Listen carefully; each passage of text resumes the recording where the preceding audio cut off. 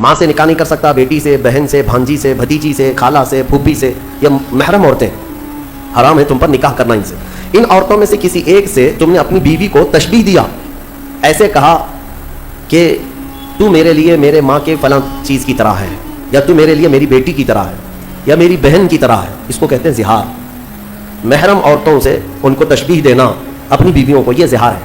اور عورت حرام ہو جاتی ہے فوراً حرام ہو گئی اس پر اگر تم نے اپنی بیوی کو یوں کہا کہ تو میرے لیے میری ماں کی طرح ہے، یا تو میرے لیے میری بیٹی کی طرح ہے، یا بہن کی طرح ہے. ان عورتوں سے اگر اپنی بیوی کو، اپنی منکوحہ کو تشبیہ دیا تو حرام ہو گئی عورت.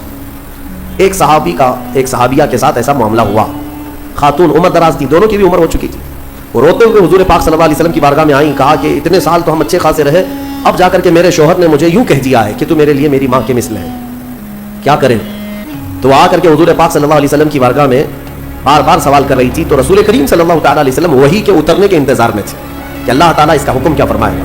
تو اللہ تعالیٰ نے پوری سورہ اتار دی. قد سمع اللہ قول التی تجادلک فی زوجها، تحقیق کہ اللہ نے اس خاتون کی بات سن لی جو اپنے شوہر کے معاملے میں آپ سے بحث کر رہی ہے.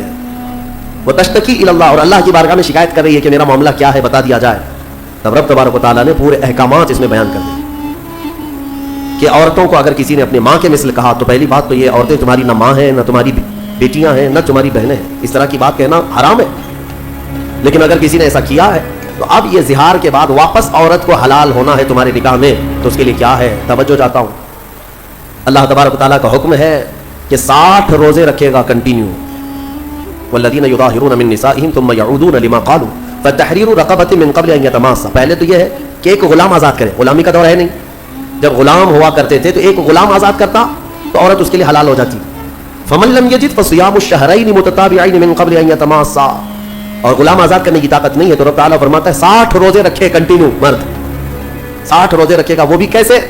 ایک بھی اگر بیچ میں چھوڑا تو پیچھے کے سب پھر گائے، پھر سے اسے کنٹینیو کرنا پڑے گا. اور ان 60 روزوں کے درمیان شوہر اور بیوی ایک دوسرے کو چھوئیں گے بھی نہیں. ہاں زہار اس کو معمولی نہ سمجھے.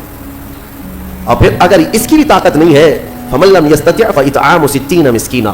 اللہ نے فرمایا 60 روزے رکھنے کی اگر کنٹینیو طاقت نہیں ہے تو پھر 60 مسکینوں کو کھانا کھلایا. اس کے بعد پھر عورت حلال ہوگی. تو یہ زہار کے مسئلے جاننا چاہیے. اس طرح اپنی بیویوں کو مخاطب نہ کیا جائے. ارے میری ماں کی طرح ہے تو، میری بہن کی طرح ہے تو، میری بھانجی کی طرح ہے، پھوپھی کی طرح ہے، خالہ کی طرح ہے.